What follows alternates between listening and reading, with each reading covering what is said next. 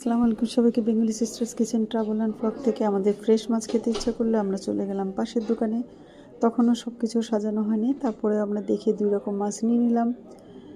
দেখতে পাচ্ছেন, আমরা নিয়ে বাসায় নিয়ে আসলাম। বাসায় নিয়ে এসে তারপরে সেটাকে আমার হাজব্যান্ড সুন্দর করে আগে আঁশগুলো ফেলে দিয়ে তারপরে সুন্দর করে কেটে দিল সে।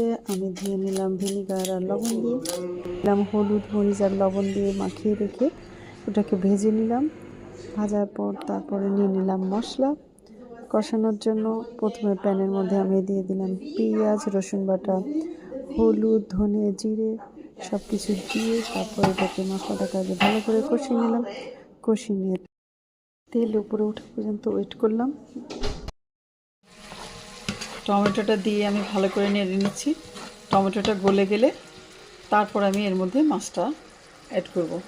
তারপর আমি দিয়ে দিলাম ভাজা মাছগুলো দিয়ে আস্তে আস্তে করে ঝোলের মধ্যে ডুবিয়ে দিলাম, কারণ এগুলো বেশি নাড়াচাড়া করলে ভেঙে যাবে। দেখতে পাচ্ছি আমি আস্তে আস্তে করে ঢুকিয়ে দিলাম, দিয়ে ঢাকনা দিয়ে দিলাম। 10 মিনিট পরেই হয়ে গেল আমার মাছটা।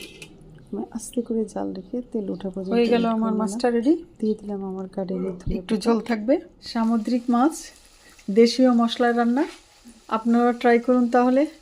আজকে তাহলে এই পর্যন্তই। আল্লাহ হাফেজ।